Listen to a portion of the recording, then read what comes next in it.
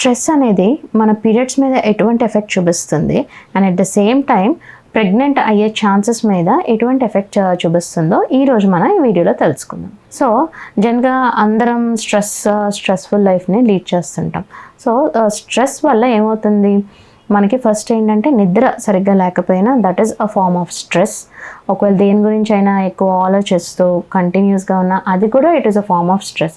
So ఈ added stress అంతా body మీద పడినప్పుడు మన బాడీలో కార్టిజాల్ అనే హార్మోన్ రిలీజ్ అవుతుంది. దీన్నే మనం స్ట్రెస్ హార్మోన్ అని అంటాం. సో ఈ కార్టిజాల్ అనేది ఏం చేస్తుంది అని అంటే it will act on the ovaries అనమాట. అండాశయాల మీద యాక్ట్ చేసి అండాశయాల యొక్క ఫంక్షన్ని ఆల్టర్ చేసేస్తుంది. సో ఆల్టర్ చేసేయడం వల్ల ఏమవుతుంది, నార్మల్గా మనకి వచ్చే పీరియడ్ కాస్త ఇర్రెగ్యులర్ అయిపోతుంది. రెగ్యులర్ సైకిల్స్ కాస్త ఇర్రెగ్యులర్ సైకిల్స్ అవుతాయి. నెక్స్ట్ ఏంటంటే ఎగ్ అండం ఏదైతే రిలీజ్ అవ్వాలో అది రిలీజ్ అవ్వదు.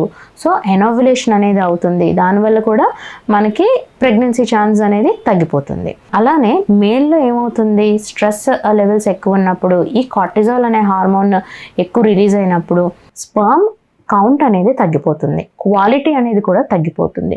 నెక్స్ట్ ఏంటంటే పర్ఫార్మెన్స్ అనేది కూడా తగ్గిపోతుంది. టెస్టోస్టెరాన్ హార్మోన్ అనేది కూడా తగ్గుతుంది ఎప్పుడైతే ఈ cortisol level or stress hormone level increase అయినప్పుడు. సో ఏం చేస్తే ఈ స్ట్రెస్ అనేది తగ్గుతుంది. సో మెయిన్గా మనం ఇంకొకటి గమనించాల్సింది ఏంటంటే ఈ స్ట్రెస్ వల్ల మనకి ఫర్టిలిటీ ప్రాబ్లమ్సే కాకుండా యాంగ్జైటీ రావచ్చు, డిప్రెషన్ అండ్ స్ట్రెస్ వల్ల హెయిర్ ఫాల్ అవ్వచ్చు, స్కిన్ చేంజెస్, సో అన్ని చేంజెస్ వస్తాయి. And at the same time we are more prone to diabetes, hypertension, ఇటువంటి అన్ని ప్రాబ్లమ్స్కి ద మెయిన్ రిస్క్ ఫ్యాక్టర్ ఏంటంటే stress, because of this hormone high cortisol. So స్ట్రెస్ని మనం ఎలా అవాయిడ్ చేయొచ్చు, యోగా చేయొచ్చు, మెడిటేషన్ చేయొచ్చు, ఫుడ్స్ కూడా మంచి రిఫ్రెషింగ్ ఫుడ్స్ అనమాట, జంక్ ఫుడ్స్.